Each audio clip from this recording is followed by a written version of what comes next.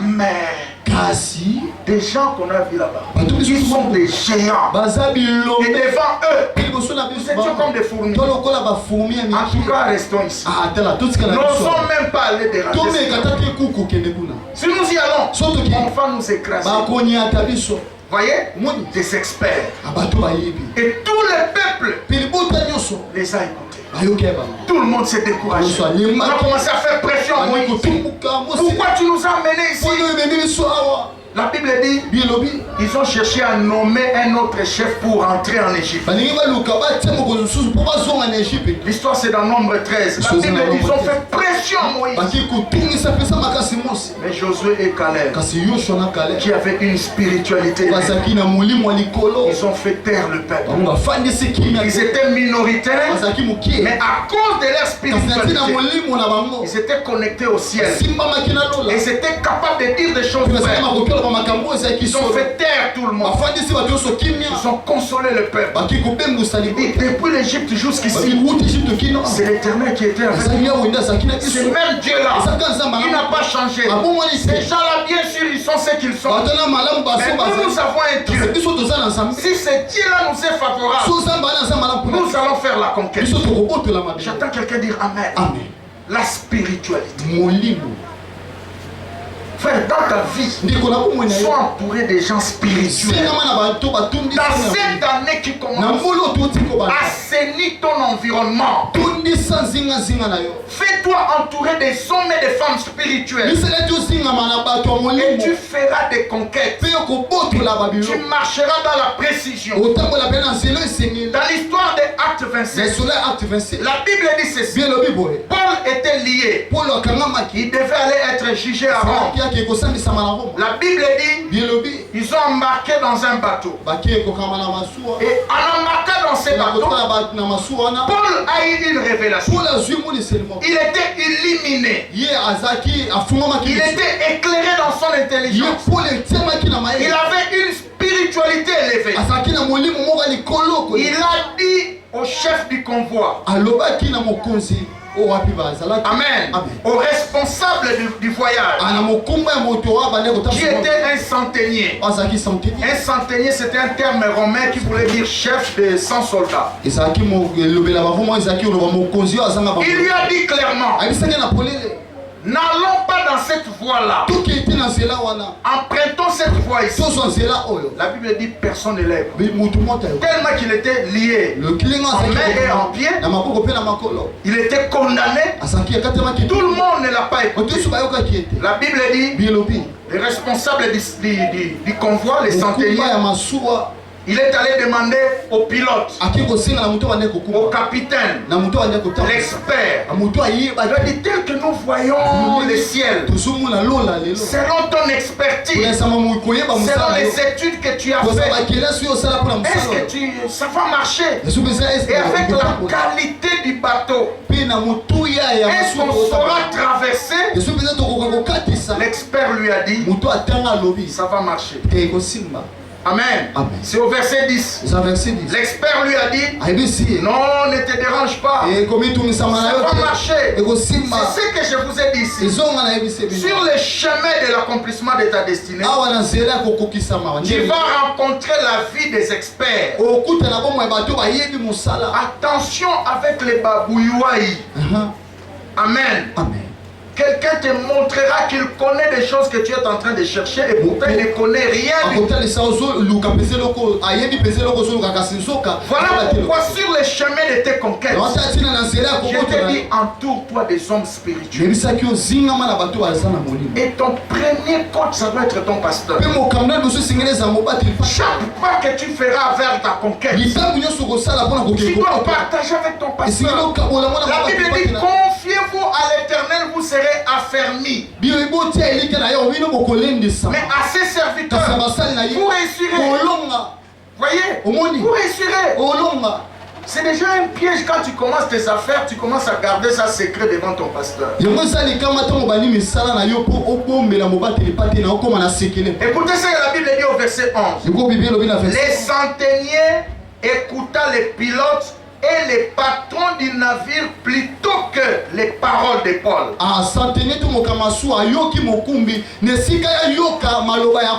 Voyez? Il s'est confié aux experts.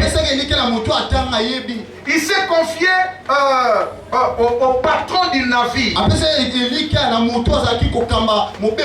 Amen. Parce que les patrons du navire, les patrons du bateau avaient donné des arguments économiques. Alors, on va convaincre Batolobino. Au moins, il y a tant haut. J'imagine encore quand on voyageait, on faisait des affaires par eau. Qu'est-ce qu'on se disait? En tout cas, on a tant haut, ma foute et so pesa. Tout le cas, ma soua moro ya dar, ce to kiti maluku, to te bien. Voyez? Ça, c'est la vie économique. Et on était en train de booster les capitaux. Tu dois aller rapidement parce que dans 2 jours, on doit être en Malou. Parce que ma foute est rare. Soit si on venait avec le maïs, on va booster le capitaine. Allez-y rapidement. Betabiso boutou. S'il faut quoi, on va te donner. C'est comme un lobby parce que ma sang est en terrain. Et quand on va arriver comme ça, il n'y a pas de maïs, on fait des bons marchés. Vous voyez, ça c'est des avis conjoncturels. J'attends quelqu'un dire amen. Les patrons du bateau a rassuré les centeniers. Et les pilotes aussi a rassuré les centeniers. Mais Paul avait une clairvoyance supérieure à ces 2 personnes. En tant qu'homme spirituel, le Saint-Esprit lui avait déjà révélé que Nzelo Baliba Kenyon les a bien dit. Yepsa voisin mbulo yoka mingi nzambe. Koyoka batute, koyoka experte. C'est ça l'erreur qu'ils ont commis. Amen. Écoutez encore la voix de la foule. Au verset 12. Et comme les porcs n'étaient pas bons pour hiverner, la plupart furent d'avis de les quitter pour tâcher d'atteindre Félix. Voyez? La foule aussi était d'avis. Donc ici, nous avons la vie du pilote, la vie du patron du navire et la vie de la foule. J'attends quelqu'un dire amen. Maintenant les centeniers, qui est l'image de vous et moi, qui avait une destination. Au lieu d'écouter Paul, qui avait des avis spirituels, il a préféré d'écouter la foule, il a préféré d'écouter les patrons de la vie, il a préféré d'écouter l'expert. Frère, à un certain moment, la vie pour ça, la conquête, il faut que conseil à l'expert. Amen. À un certain moment aussi, pour ça, la conquête, nous la température économique. Est-ce que Nicolo est aussi simba? Amen. Na baton moko boye yo kapé sens na yo. Oui même nzoto elobaka. Est-ce que tout le monde a loba mais? Est-ce que bino na rata crash mon avion na Kisangani? En 2011, avion ewa bora o zika kana le 6 avril. Nazaka déjà na manifeste comme on a mis dans la liste. Voyez? Alala na lamuka na oka fièvre nzoto boyi na soko otambola te. Na ki omona médecin na singa bi pasteur soko milingaka ko voyager te. To landela non santé. Na bi me kuna ba benganga basi basali ba publicité tous ces autres na radio na télévision basali ba dépenses. Na ba réservation hôtel aussi ko so na kete ndengeli na bi pasteur to landela santé. Na bengi pasteur ana invité yinga. Essayer de couvrir une semaine ou une semaine prochaine à de la santé. À fâcher, à capter le téléphone. Bon, on a besoin d'expliquer, on doit comprendre qu'est-ce qui s'est passé? L'avion a décollé. Juste quand l'aéroport a un mauvais temps d'atterrissage. L'avion dévié et tout le monde est mort, 160 personnes nous ont habité. Dans l'avion, Nazobenga na téléphone. Alors, évangéliste, Osaya Nzambe. Oh, mais c'est quoi? Osaya Nzambe. Abi, mais dis-moi c'est quoi mon cher? Abi, mon cher avion est au Tibokwea. Moutobikite, na yebite na minitio, qu'est-ce que j'allais dire à l'église? Argumani na ngene sa la famille na yo. Parce que moutobikite na avion wana. Na minitio na avion Tibokwea, c'est même 5 minutes. Et son voisin Zotopé Lobaka. Amen. Tu veux aller quelque part. Tu sens que le corps n'est pas bon. C'est déjà un message. Dieu nous parle tantôt d'une manière, tantôt. Mais on n'y prend pas garde. On n'y prend pas garde. On dit même à Tamoutou Lobaka. Mukolomo na mboga mobo ye kande na kwa jakawa. Nekomoko mwasi na ye papa ndako kande la ye na ville. Parce qu'il est dans les affaires, Moutema Mabeka Abatu, Baba Kinois, Makenda Kuna Oluka Vi, Baresir, Penzamba Pambouli Bango. J'étais logé chez eux. Alors qu'est-ce qui s'est passé? Parce que quand la Bango, si tu as six côtés, tu as soumis la Nakuna Moutuka. Après, de quoi il m'a dit bon, de quoi on a eu au côté à Pemananou, Bisoto Kende, Toluka Mapana Madame. Parce que maman pas na pâtisserie. Alors bino bato ishasa bolinga maman pas la biso ate. Zana ki olukelo mapa o mundele mo azaka saka mapa dito. Mabi ah, to ke la biso o tambola. To koti na jeep wana. Wu, to komiti na pâtisserie wana. To koti na to sombi mapa tout bilo a déjeuner. To koti na mutu ba to kende boy. A démarrer rien mutu ke boy. A démarrer mutu ke boy. Ah, toi qui bien. Ni ga boy mutu ke kufa. Et c'est tiré dans le volant. Na mekio démarrer rien. A démarré rien, c'est le coup. Tous sont à ma cour. Ah bien non, tous sont à ma cour. C'est tous sont à ma tous sont à ma moto. Moto que l'obara, n'est pas démarrer boyer. Tout le moyen me souper. Moi la salle mon service à la sécurité. Là ici dans la vie, je sens dans mon esprit tous sont ma sounzela de l'élité. Ah bien je ressens ça. Tous sont ma sounzela de l'élité. Pas de côté de Seigneur. Na pâtisserie na bazali na moi le pango to koti mutuka to garé kuna to tindiki yango kaka bongo to garé kuna le to bimia na ba moto to compliquer nzela to zonga nzela musumutu na mutu pa zonga na nzela na tant ka ya zo kota na lupango batindele texto ba bibo kiki se bozonga ka nzela na boza to za ozela bino moko te kati na bino linga otika lelo envie yebisa voisin na mutu ke lobaka Amen. Le jour où Dieu te bénira, tu as un moyen de déplacement. Au commis quelque part, soit tu allais quelque part dans Nzela Moutuke Koufi, au métier aussi maté. C'est déjà un message. Je m'imagine ce jour-là, c'est ton force. Est-ce que tout le monde se leva? Amen. Mon frère, dans cette année qui commence, élève ta spiritualité. Si tu n'étais pas spirituel, je commence d'abord par Paul, c'est par là que je termine. Si Paul a la spirituel, tu es un voyage. Ayo kakanzambe te, aliya yo kufa, na bateau bazagi na kati ya masuwa balinga yo kufa. Est-ce que tout le monde se lève? Amen. Amen. Ton insensibilité spirituelle va te tuer et ça va tuer aussi les gens qui sont avec toi. Insensibilité spirituelle, si tu refuses de monter, d'élever ta spiritualité, tu vas rater certaines choses. Tu vas te rendre un mauvais service. Il y a certaines conquêtes que tu ne feras pas. Et tu vas faire souffrir les gens qui sont après toi. Et ça voisin bonzambe na yo. N'a pas profiter na moi. Bonzambe na yo n'a pas profiter. Équipe au big samba. Et ouais au pambola. Matissa bonzambe. Matissa bonzambe. J'attends quelqu'un dire amen. Amen. Ne sera pas non. Néni. Tu comment au sambe là. Pauvre étudiant que c'était. Nous avons les camarades d'Anzela Oyo. Na combien on a voyé départ. Ça va faire un message à papa Mkolo Pam. Zonga. J'ai senti lourdeur. Zonga. Na zongi, na telemi. Moi, j'ai ma casse. Dieu m'a dit, entre ici. Il y a un homme qui est là-bas. Va lui dire ça. Je lui ai dit, il travaille quelque part dans une entreprise les transports.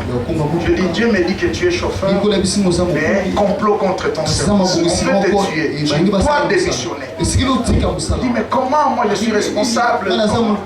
C'est ce que Dieu m'a dit. Je suis parti. La sensibilité spirituelle. Quand je suis parti, il a insisté, il a voyagé. Pour les capons maréchal, Montezixay, wouh, à Kitia. Rapidement,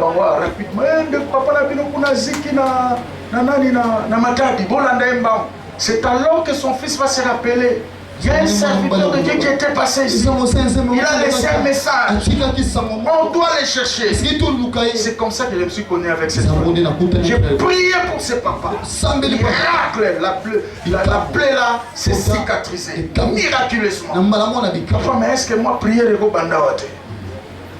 C'est comme ça que ce mec a commencé.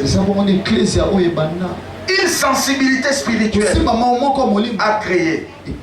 C'est à cause de ces sensibilités que cette église existe. Dis à ton voisin, ton insensibilité va te faire rater beaucoup de choses et va aussi faire rater beaucoup de choses à plusieurs personnes. Ce qui rite azalaka spirituel pembeni ya Naomi te. Alinga chozonga mboka na baona Moab. Ndenge moko na Orpa. OK? Obed d'abord alinga ko bala Boaz te. Obed alinga ko botama te. Isaïe alinga ko botama te. David to ngai peto yeba ete. Et mukolo wana ndenge Israël ezaki devant ba Philistins. Bazo finga bango, bazo sambwisa bango pendant 40 jours. Muto akofundela bango pa alinga ko bima te po David alinga ko botama te. Donc vous comprenez comment une simple sensibilité spirituelle d'un homme peut sauver plusieurs générations. Et ça pose qui ont développé, ils ont bloqué au belé, puis ils ont rendu un mauvais service dans la qui ont développé, ils ont compliqué la belé, et puis ils ont bébi sabon et battu belé. J'attends quelqu'un dire Amen. Amen. Ce soir, nous voulons prier.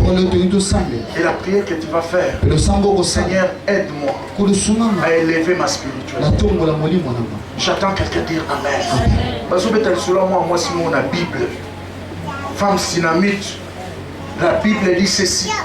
Dans 2 Rois chapitre 4, à partir du verset 8, tout a commencé juste par un constat. La Bible dit un homme de Dieu était en train de passer. C'était Élisée.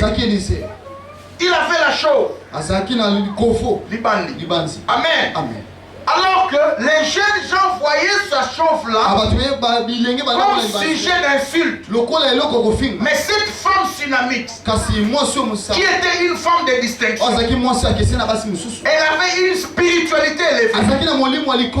Là où tout le monde voyait quelque chose à insulter, mais la femme a vu un saint homme de Dieu. La Bible dit ceci. La femme a dit à son mari, cet homme qui passe souvent ici, c'est un saint homme de Dieu.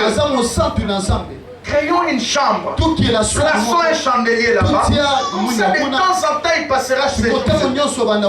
Quand à moi, sensibilité spirituelle, on a éboté la ébimsela et moi. Moi, on a pété en koufa qui Bible lobby. Azonga pas mosali nzambe, pe mosali nzamba sala nini? Abonde la pona mwana seko. Amen. Est-ce que tu m'as solva? Amen. Niveau spiritualité non plus ce son matin. Et copie qui sont dans ma cambo belé pe copie qui s'abat te belé si manayo. Est-ce que tout le monde solva? Amen. Ce soir nous voulons prier. Tu as un seul sujet. Dis à Dieu, Seigneur, augmente ma spiritualité. J'ai plus besoin d'être charnel. La Bible dit un homme spirituel juge tout par l'esprit. Et un homme charnel ne comprend pas des choses spirituelles. Frère, devant Dieu, tu n'es pas en jupe ou en pantalon. Tu es un esprit en mission sur la terre. Nzambe abandarate et loko nano silisate. Donc nous avons déjà un produit fini de Dieu. Est-ce que tout le monde dit amen? Avant que Dieu te crée là, il avait déjà fini. Et ça c'est dit ça. Moi déjà esprit moi a décidé Patrick Aozalaka pasteur voilà nenga kokoma tout parcours ne boy. C'est quoi décider bina quitter la famille nini na la tien nzoto nini. Bon, dans la tien nzoto mobali a quitter la famille Ilunga. Tu es déjà un produit fini. Et ça c'est le coco la c'est dit ça. J'attends quelqu'un dire amen. Amen. Ça c'est très important. Plus tu élèveras ton aspect original. Amen. Amen. C'est alors que tu feras de grandes conquêtes. Plus tu monteras en esprit. Jeune bazana retraite. Non kaka pasi. C'est la retraite a été. Non kaka pasi. Maman va dans la prière à matité. Non kaka pasi. Mais tiens les loba jeune ba olala en prière. Lobi va dans activité. Nous nous ça on voyate. Il ça faisait au ça pasteur passe. Parce qu'il a yébi bitumba famille na bino. Plus bon nzambe son matate, au ça la passe. Tout ça la nzambe passe. Et le message qui va être prêché ici demain, ça se marie avec le message de ce soir. La source de ce qui invoque. Et le but de ce message-là, ce serait toujours comme Matsabonzambe Katiabilenge. Dans la quartier de Vandio, sans Bonzambe, au salé l'autre, à la classe en Mozotanga, aucun de nulle part. Est-ce que jeune moi Zolandanga? Chez moi, il y a plusieurs jeunes. Ça a un souci pour Nzambe Kola. Autant que ça va nous jeune au monde à côté. Amen. Il y a ça c'est tout matza Bonzambe. Bonzambe Kola dans la vie de prière. Bonzambe Kola dans la consécration. Comme il paie qui s'en m'a comme sous bat pas ça la sala. Bonzambe Kola dans autant la Bible. Quand on a bon nous dans autant la Bible 7 fois dans moula mobimba. Plus nous avons volé en montant à 4 fois, après 3 fois. Après 2 fois, ce qu'on a souhaité, on a 2 fois on a souhaité. Depuis le premier, on a bandagé déjà. Dans Luc. Luc chapitre 17. Et on est à Tamaïlelo. Tout ce qu'on voit, c'est un pasteur attend la Bible. Autant dans ta Bible, mon bimati de propos, on a la responsabilité à ta mogoté. Au foot à la au foot à la courante, on peut s'en bon habilier. On a la charge mogoté. On a mon tour, on a les logotés. On a mon thème, on appelle les logotés. C'est qu'on a autant la Bible. On a la Bible, c'est les camons. Ah, c'est que ça m'a juste. C'est le matin semble. Matin possible.